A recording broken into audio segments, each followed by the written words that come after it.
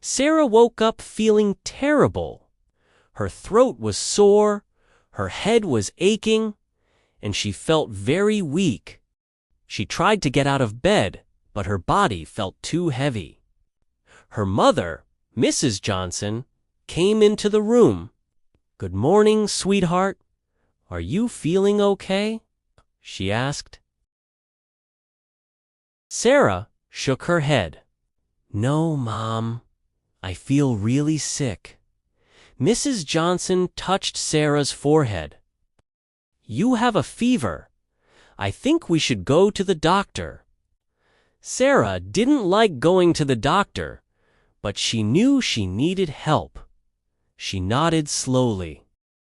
"Okay, let's get you ready," her mom said. She helped Sarah change into comfortable clothes and gave her a glass of water. They drove to the clinic, and when they arrived, the waiting room was full of people. A receptionist greeted them. "Good morning. How can I help you?" "My daughter is not feeling well.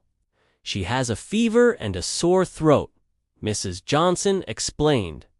The receptionist nodded and handed her a form. "Please fill this out.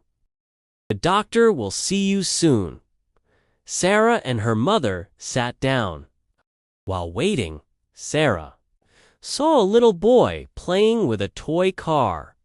A woman nearby was reading a magazine. Some people were coughing and sneezing. After a few minutes, a nurse called Sarah's name. Sarah Johnson. Sarah stood up slowly, and her mom helped her walk into the examination room. The nurse smiled. "Hello, Sarah. I'm going to check your temperature and blood pressure."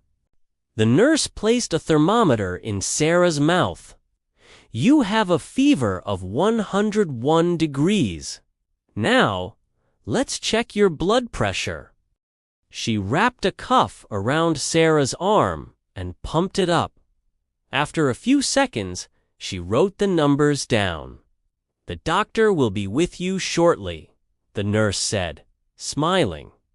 A few minutes later, Dr. Miller walked in. He was a kind-looking man with glasses. "Good morning, Sarah. How are you feeling?" "Not good, doctor." "My throat really hurts," Sarah said weakly. "Let's take a look," Dr. Miller said. He took a small flashlight and checked Sarah's throat. Your throat is very red. Do you have any other symptoms?" "I have a headache, and I feel really tired," Sarah replied. Dr. Miller nodded. "It looks like you have a throat infection. I will give you some medicine to help you feel better." "Do I need to take an injection?" Sarah asked nervously. Dr. Miller shook his head.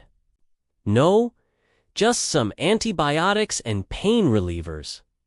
You also need to rest and drink plenty of fluids." Sarah felt relieved. "Okay, thank you, doctor." "You're welcome. Get some rest and you'll feel better soon," he said with a smile. Mrs. Johnson took the prescription and thanked the doctor. They went to the pharmacy to get the medicine. The pharmacist gave Sarah a bottle of liquid medicine and explained how to take it. "Take this twice a day after meals. It will help you recover quickly," the pharmacist said. When they got home, Sarah changed into her pajamas and lay in bed. Her mom gave her the medicine and a cup of warm tea. "Try to sleep, sweetheart. You'll feel better soon," her mom said, kissing her forehead. Sarah smiled weakly. "Thanks, Mom."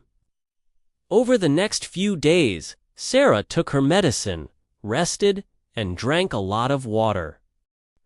Slowly, she started feeling better.